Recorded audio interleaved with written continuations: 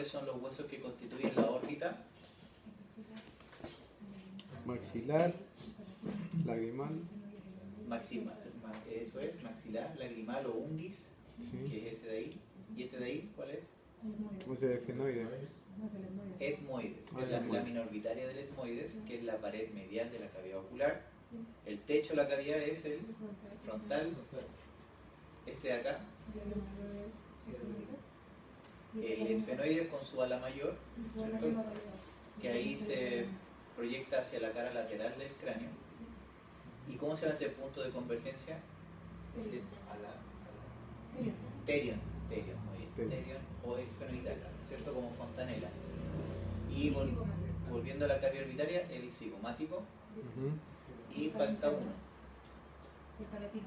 el palatino. No sé si este lo alcanzará a mostrar, pero debiera estar por ahí.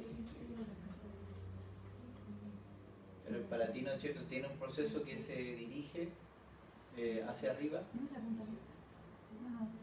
No se sube, ¿no? No lo alcanza a mostrar. Son 7 en pero total, ¿cierto? podemos verlo acá. Esconder.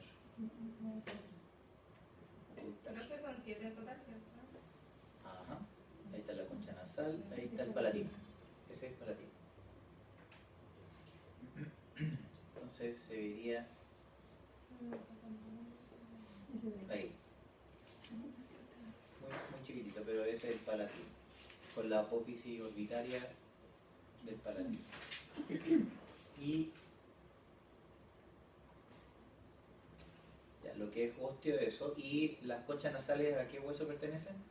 La superior y la media al etmoides, que sería este. Etmoides, ahí. ¿Cierto? Tiene la concha nasal superior y media, y la concha nasal inferior es un hueso independiente, un hueso aparte, que sería el que está ahí. Más abajo, más marco el gómen, pero el otro. ¿Sí? Ahí sí. Gómen, me marca el gómen, pero me marca el palatino.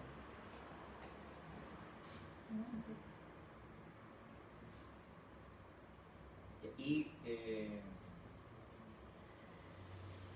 de la fontanela, ¿cierto? Ya mencionaron uno que es el terion, este se llama asterion o que tiene nombre según esto, mastoidea, fontanela asterion o mastoidea. Esta de aquí, lambda, esa de allá, brecma. Y la sutura vestigial que recorre separando el hueso frontal, ¿cómo se llamaba?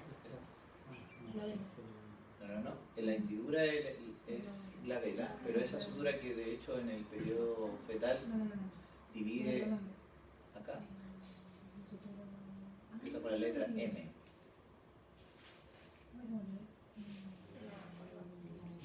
Metópica, la sutura metópica, que separa los dos huesos, en realidad el hueso frontal en dos, que después ya se fusiona.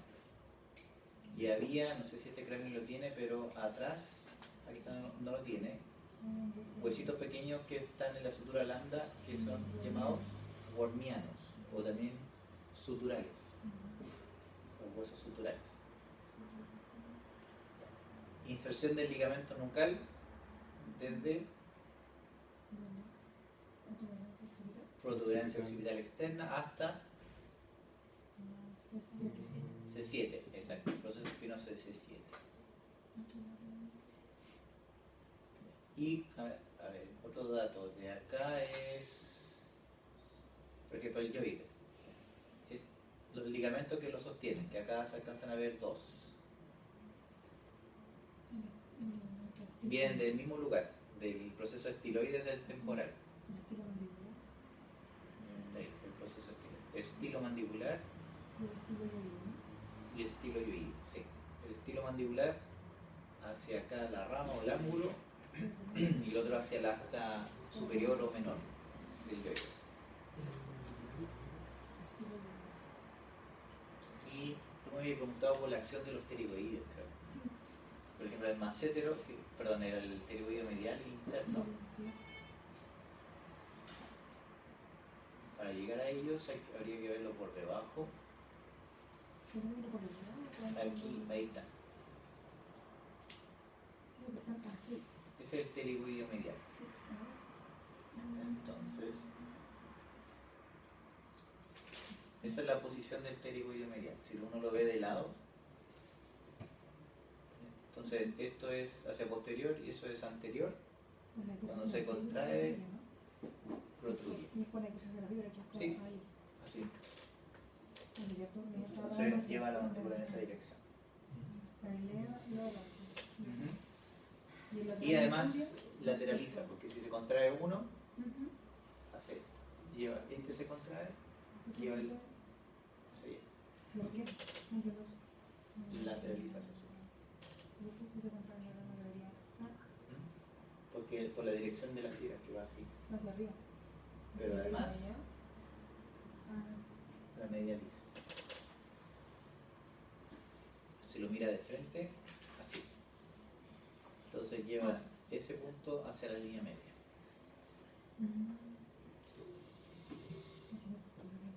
Así. Entonces punto fijo arriba, origen, punto móvil acá, inserción. Claro. Quiere acercarlo con punto. Y intentar acercarlo, tiene que lateralizar. Ahí Hacia el lado está. contrario. Ahí protruye, ahí lleva hacia adelante. Lo que quiero intentar juntarlo, no juntarlo hacia arriba. Lo mismo está haciendo el pterigoideo externo. Sí, pero es que para hacer eso igual tiene que ayudar a deslizar el ligamento de la mandíbula. ¿A quién? Tiene que ayudar a deslizar el ligamento. Sí, pues es que el ligamento lo frena, el ligamento lo restringe. Y el pterigoideo externo tiene dos fascículos, dos porciones. Ahí está. El inferior y el superior. El superior, se supone que el superior va hacia el menisco, hacia la cápsula por delante, tracciona el menisco, mientras que el inferior va hacia el cuello del cóndilo, de la mandíbula. Entonces simultáneamente las dos cosas se mueven hacia adelante. El menisco intra o interarticular siempre tiene que acompañar al cóndilo cuando se abre la boca y el cóndilo se va hacia el tubérculo. El tubérculo temporal es esta parte, eso de ahí.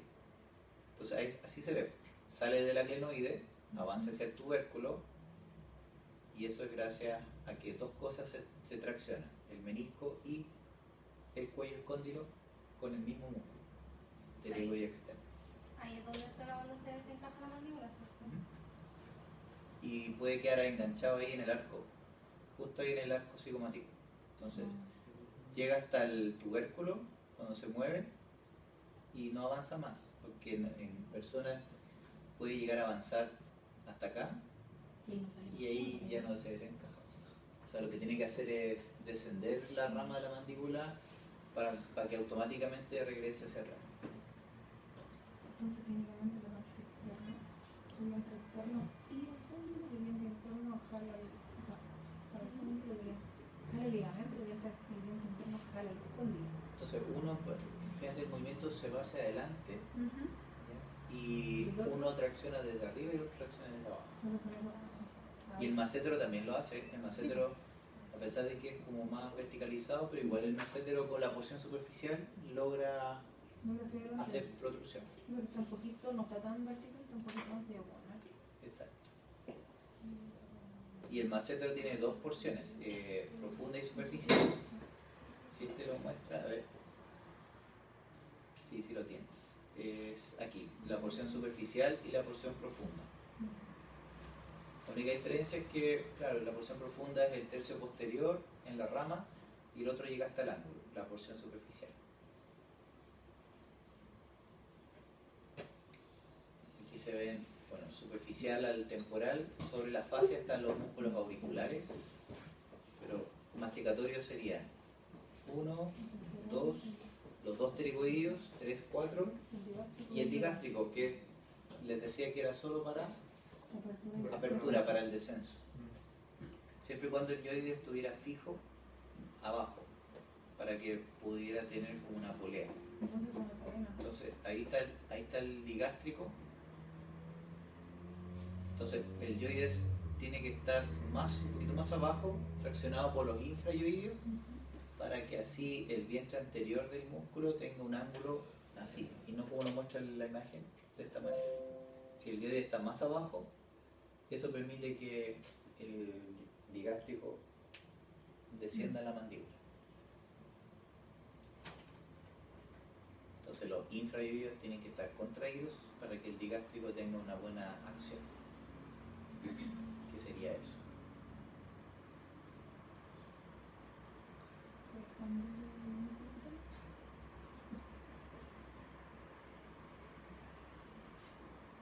Entonces ahí está el vientre posterior.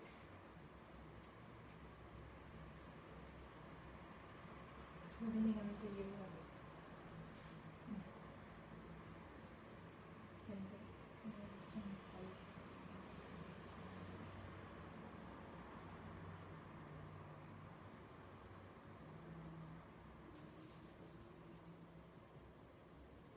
Y el digástrico en realidad no se inserta en el hueso yoico. Esto pasa a través de la asa fibrosa, que es del hasta superior o hasta menor del yoides. Y abajo también había un músculo que no se insertaba. En los infrayoides había un músculo que no se insertaba en el yoides. ¿Cuál era? El esternotiroideo. Ahí está la asa fibrosa que hace un túnel, una polea.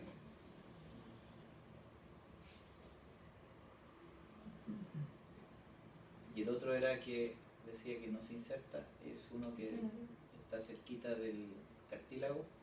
Entonces voy a colocar vía aérea.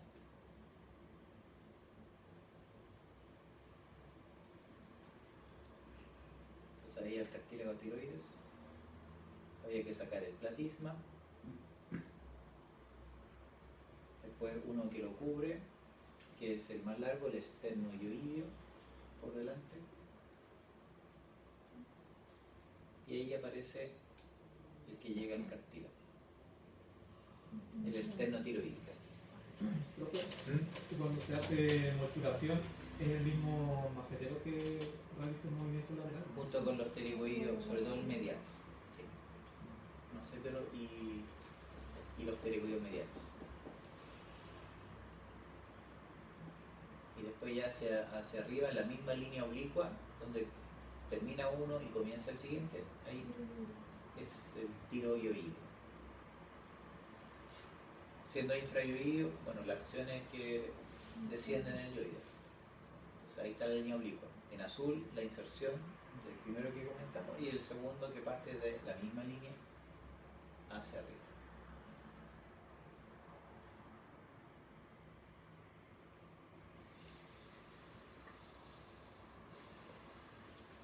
Y acá arriba estaba él viendo por debajo el milo. ¿Y cómo se llama el que está encima del milo yoideo? El genioideo. Entonces, sacando el milo,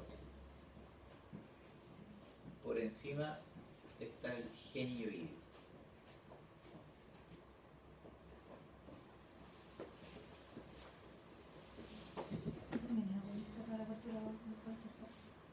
Sí, pero más que nada lo que hace es tratar de, bueno, uno que desciende la mandíbula cuando yo está abajo, pero sobre todo lleva la vía aérea como hacia adelante al momento de la deglución.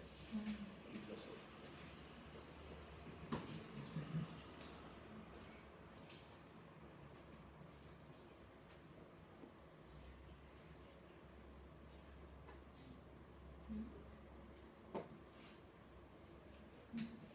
Bien, y en orden los músculos peribucales se lo saben porque van prácticamente todos hacia la comisura de la boca. Es como poner una mano. El primero sería ese. Así, es el que tiene el nombre más largo. Y el nombre es la función. Elevador del ala de la nariz y del labio superior. Después viene el elevador del labio superior o propio del labio superior, cigomático menor, cigomático mayor y el risorio. Esos serían los superficiales que llegan hasta el labio superior y la comisura. Y ya los chiquititos que no me faltan de la mano. Pero esos son los peribucales que se pueden ver así. Y debajo de la punta de la nariz el depresor del septo nasal o miltiforme, Y el derecho de la mano.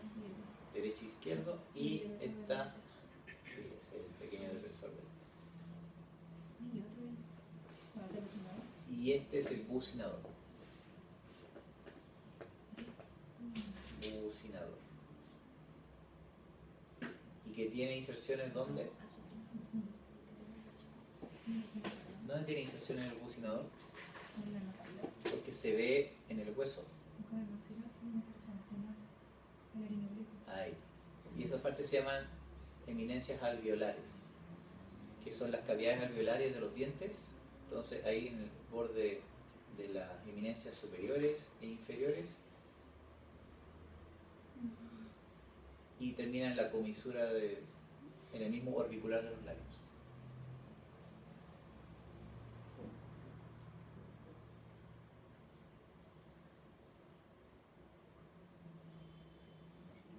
Y la inervación motora de la mayoría de los músculos faciales, ¿cuál es? Así. Nervio facial. ¿Y el trigémino dónde inerva muscularmente?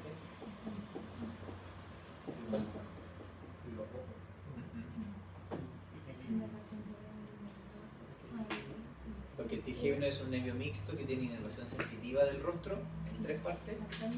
Sí, ¿cómo es? Exacto. Oftálmica, maxilar, mandibular, pero esa es la inervación sensitiva. ¿Y la motora? Los masticatorios. Principalmente el temporal, sí, y el macetero.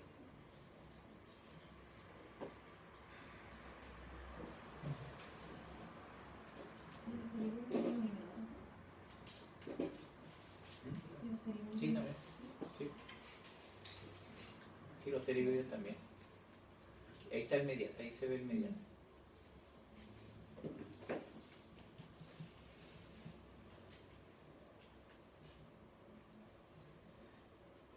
Bien, y del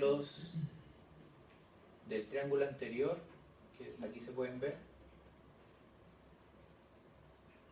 si la línea media está aquí desde la mandíbula hacia la escotadura del esternón, pasando por el borde anterior del ecom,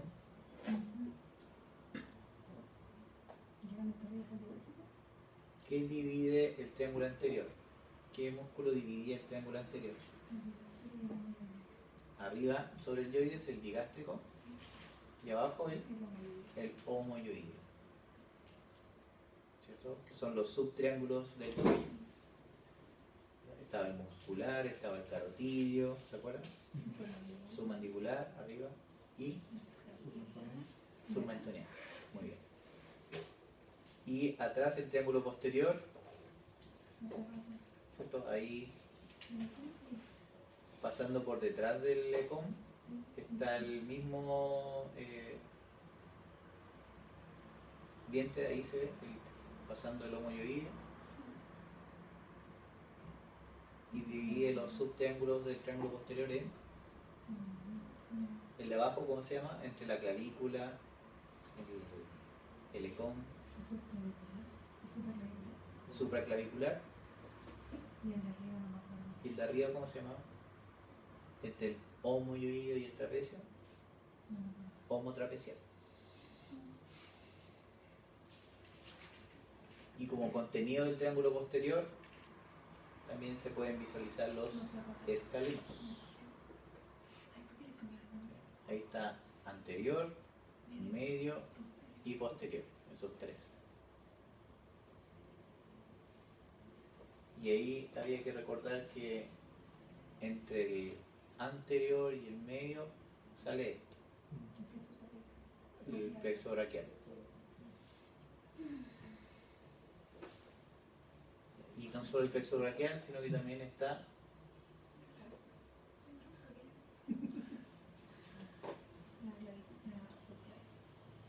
exacto. Ahí está, la subclavia. También.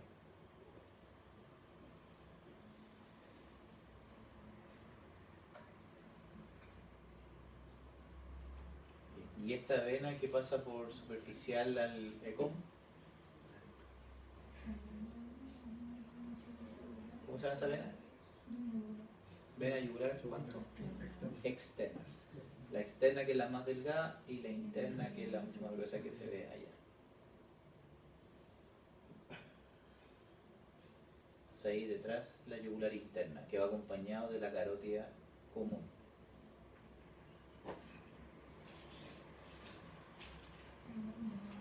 Y la carótida ingresa a través de qué agujero de la base del cráneo.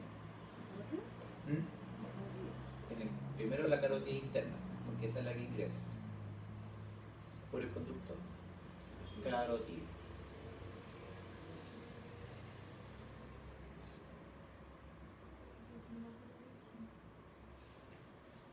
Entonces,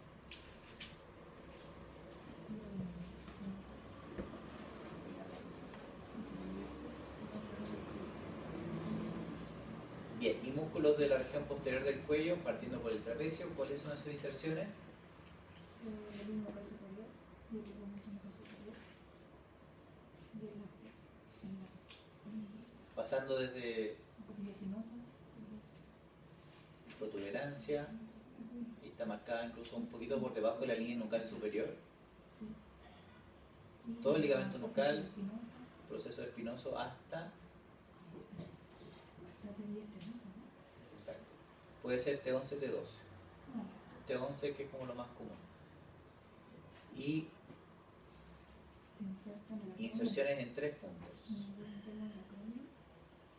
Que aquí se ve uno que es el clavicular, está el acromial y está el de la espina de la escápula, que aquí no lo alcanza a separar.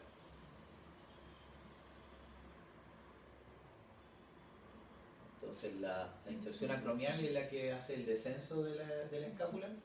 La acromial es la que favorece a la báscula lateral, que es cuando se hace abducción, y igual que la anterior, que además permite la elevación de hombro. Entonces para todos los movimientos, ya,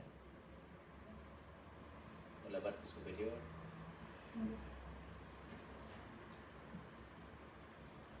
para el descenso. Además que las fibras medias que van también hacia la espina hacen la aducción de la escápula, que es juntar los bordes mediales en la línea media posterior. ¿Quién lo inerva? El nervio espinal o accesorio.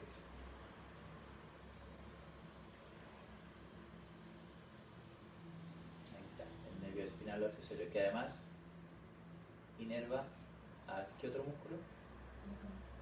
Al pecón, al esternocleido también. A este mismo.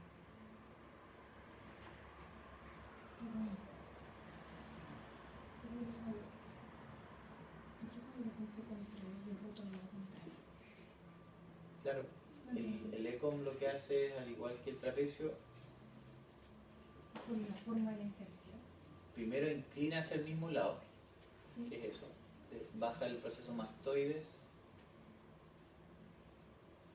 Entonces el eje de la rotación es el eje vertical y pasa por el centro de los cuerpos a las vértebras. Entonces, como el músculo pasa por el lado y hacia posterior, porque, claro, porque está más atrás que el eje, entonces hace la rotación contralateral, que es esto. Entonces ahí se contrae este bien. Está así, línea media, anterior, pasa atrás, entonces la cabeza es jalada para abajo. ¿Y qué trapecio, lado derecho o izquierdo, el que está ayudando a hacer esta rotación? El trapecio izquierdo. Porque lo que hace el trapecio izquierdo es tomar los procesos espinosos y traccionarlos para acá. Y como el eje pasa por el centro del cuerpo, la cabeza gira para allá.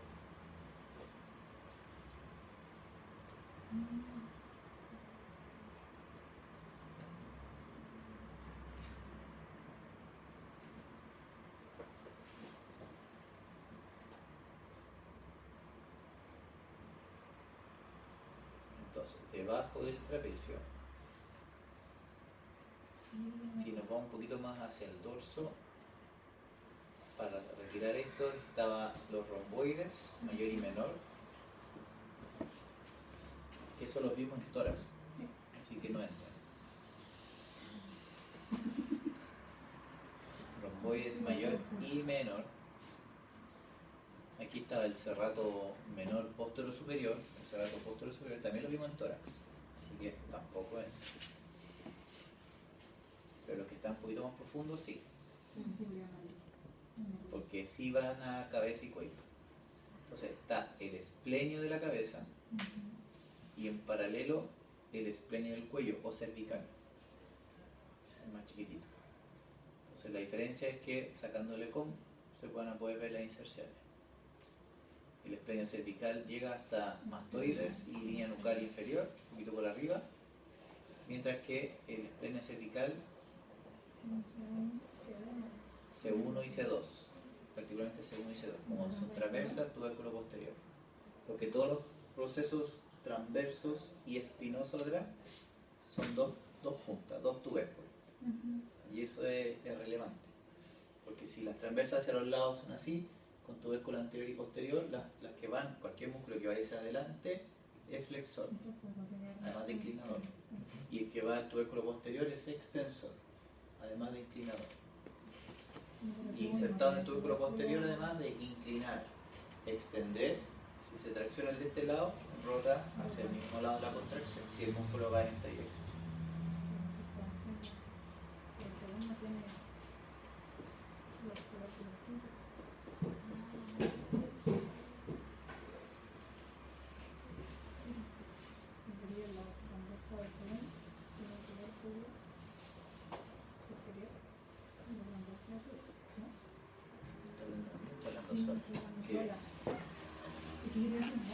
Estaba pensando en poder.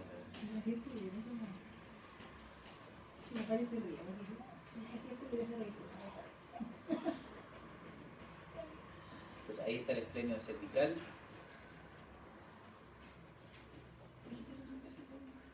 Y debajo está este. ¿Cómo se llama? Semiespinoso. En el caso de esta aplicación lo separa en fascículos, medial y lateral. Yo en la diapo creo que no se lo separé en fascículos medial y lateral. Y el semiespinoso también es parte de un conjunto de músculos del dorso. De hecho, la medida ya de esta parte son los músculos que están por porciones en el dorso. ¿Se acuerdan que hay 4 porciones en el dorso? Los mencioné, para que recordaran la división de los músculos posteriores del cuello. Los que obviamente nunca les voy a preguntar en esta prueba va a ser la porción lumbar, la porción torácica, pero sí la porción cervical y de la cabeza. Está el longísimo, está el semiespinoso, ¿no? Que son parte de estos músculos del dorso que están divididos en 4 partes. Entonces las 2 partes de arriba son las que les pregunto en prueba.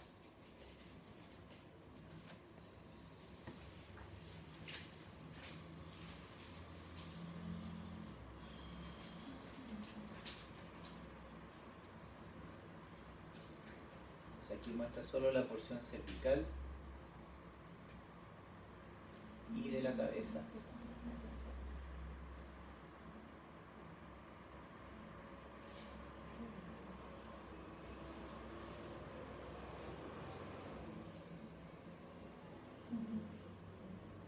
Entonces aquí el que se está contrayendo es el de este lado.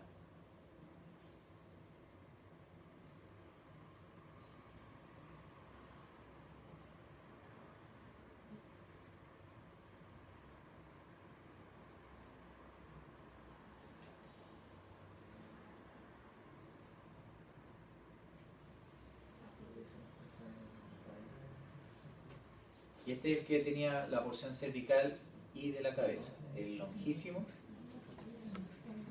Como es de cabeza, más abajo tiene el cervical. Entonces, para que se acuerden de las porciones, cada músculo del dorso o incluso de la región cervical solo pueden tomar 3 de las 4.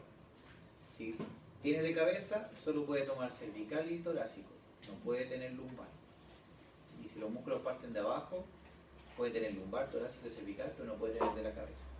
Entonces, o son los 3 de abajo o son los 3 de arriba. Sus porciones, nada más. Entonces este es longísimo de cabeza y cuello y va a tener también una porción más abajo que es torácico, pero no va a tener más abajo uno que sea lumbar. Sigue siendo torácico. Bajo los serratos menores postero inferiores sigue siendo torácico. ¿Sí? Y no tiene porción lumbar, porque este es otro músculo, iliocostal. Este sí tiene lumbar, así que no va a tener de la cabeza. En algunos libros hablan de un ilio costal de la cabeza, pero es inconstante. O sea, no aparece en todos.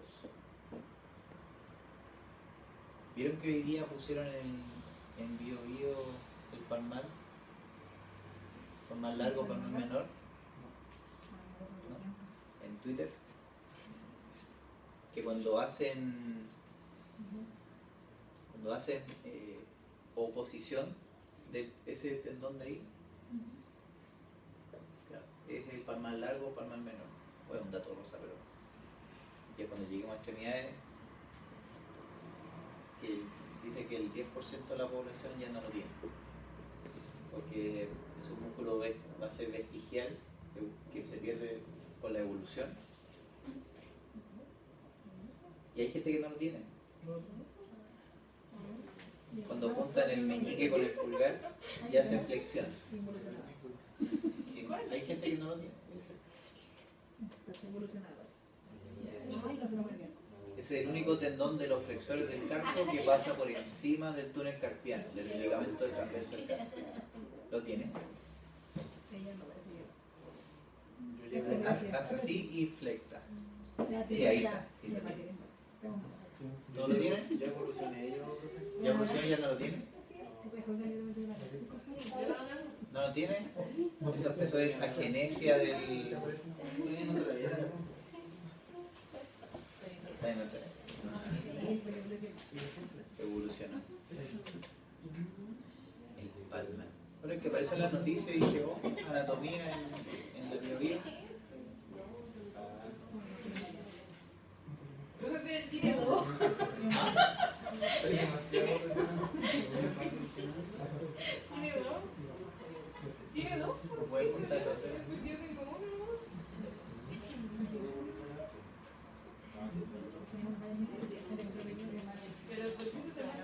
Bien, y volviendo a la región suboccipital, sacando el semiespinoso, que sería esto, con el fascículo medial y lateral.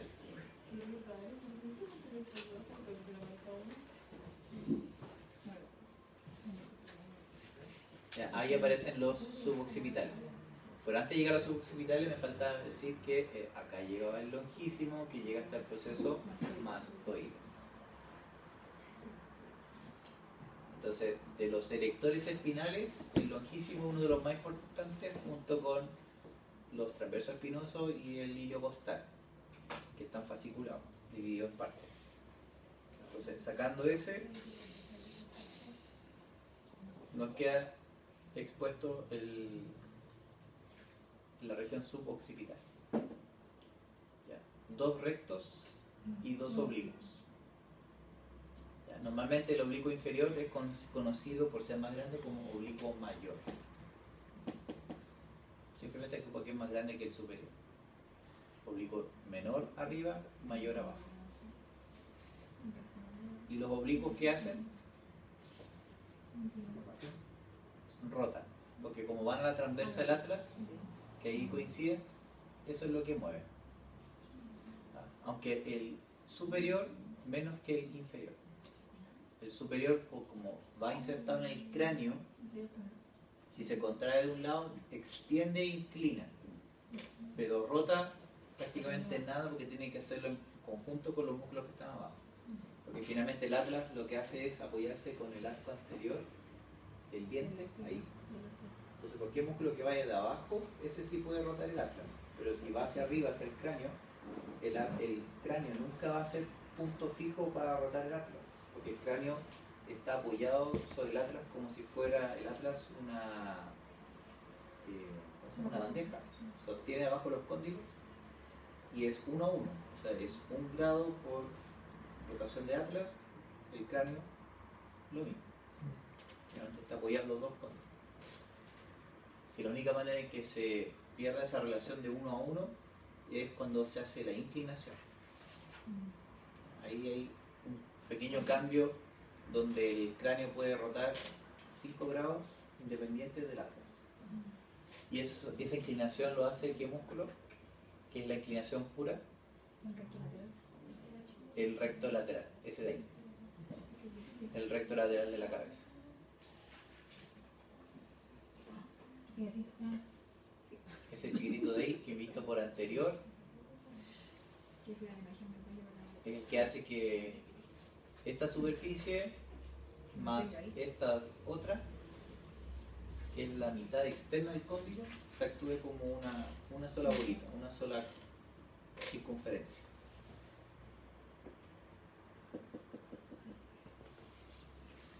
El recto lateral de la cabeza.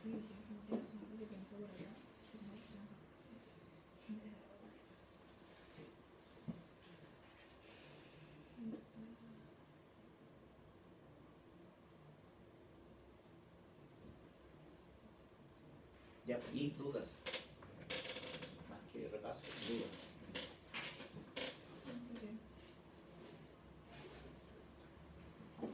Preguntas.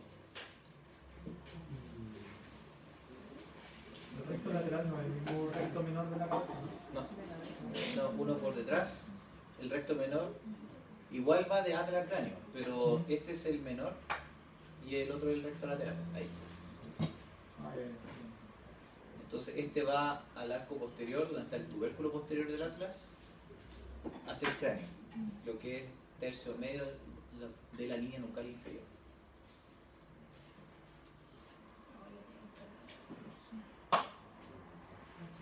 Entonces mientras uno, el lateral, es el inclinador puro, el que tú mencionas, el recto posterior menor, es el extensor puro, que es solo entre cráneo y atlas. Porque el mayor toma axis, entonces ya extiende 2 vértebras.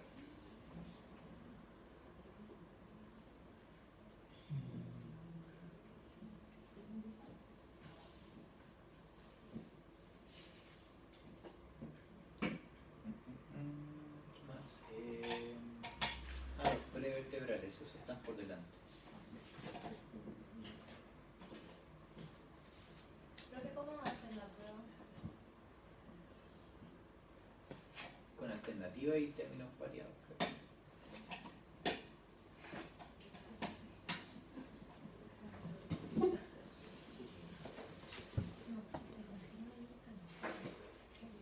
Alternativa, sí. Y términos variados, sí, términos variados. ¿Se acuerdan de los contenidos de la base del cráneo? ¿De los agujeros de la base? Repasen. Pero ya se acordaron de uno, que la arteria carotídea interna ingresa por el conducto carotídeo. La yugular interna, ¿por dónde ingresa? Eso está en la guía que usted... Foramen yugular, está en la guía, sí. Esa donde aparece... Que aparece el cráneo hacia el medio y aparecen cuadritos. ¿Esa? Ese. Ya.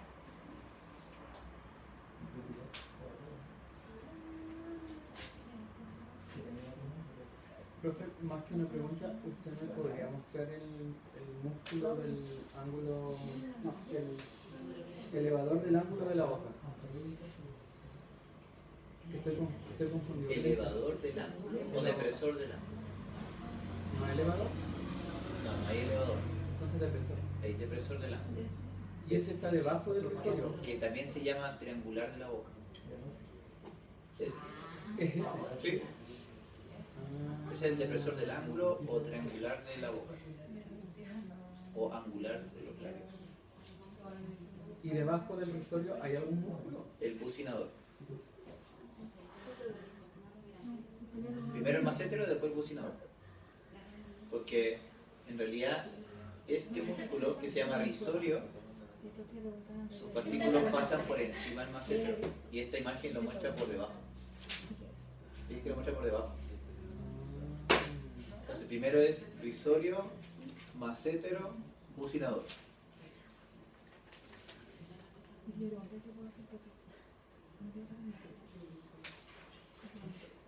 Y bajo el labio inferior está el depresor del ángulo, el depresor del labio inferior o propio del labio inferior, Y después está el mentoniano, que también se llama de la borla, que es el del puchero.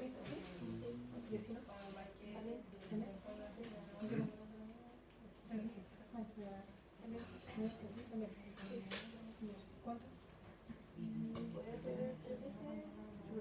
Tengo de kilo, de 10, de kilo, de 2 kilos. No sé cuántos kilos tengo, pero de cuántos kilos. Yo por mucho la toda pasa a otro lado.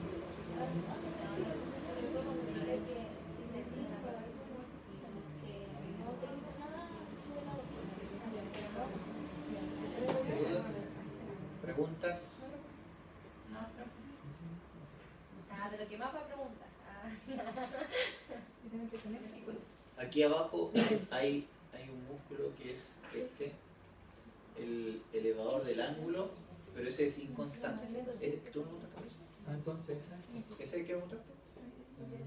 es que lo que pasa es que en internet me sale elevador del ángulo de la boca. Ya, sí. Y está debajo del Y está risorio, paralelo al elevador propio del labio del superior. labio superior.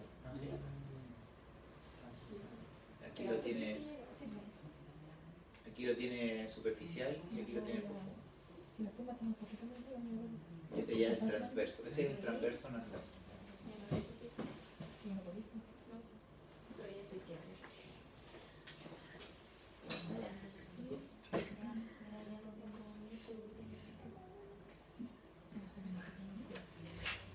Yo tengo una flor ahí, mientras que tengo.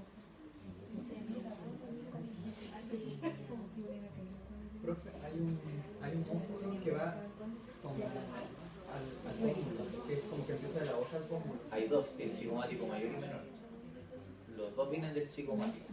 Pero se supone que el cigomático va acá. No. Así, son dos. Así. El menor más medial y el mayor más lateral. Así es este, ¿Ya? el menor y este es el mayor. Y debajo del menor no hay ninguno más, que solamente el risorio. Debajo del cigomático menor, o sea, más profundo, dices tú, o más hacia inferior. Inferior sería el risorio. Es cigomático menor, mayor, risorio. En ese orden.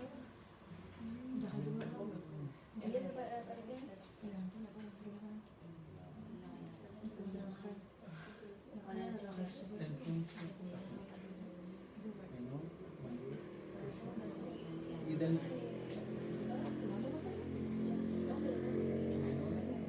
y entonces el que está al lado del menor, ¿cuál es? ¿El que está arriba? ¿Es el de arriba? Ese es el cigomático, este es el elevador propio del labio superior.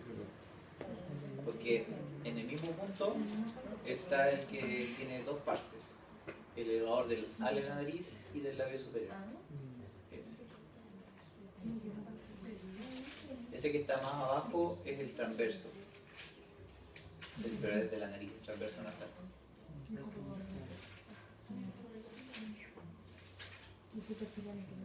El transverso, que va así. No, porque tengo un día. No, que yo me acuerdo de la luz, no que yo. Sí, que sale con una figura así como que buscan.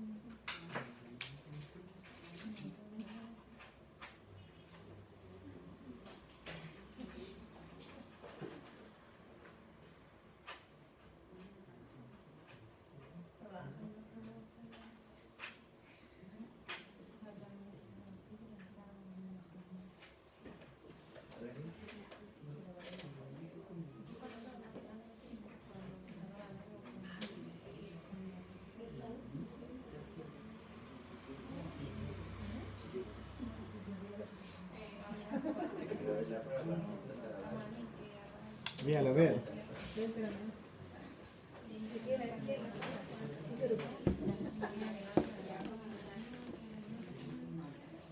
Es que si suelta la rueda, que no pone primero la mano y decir que vamos con la película. Y la hace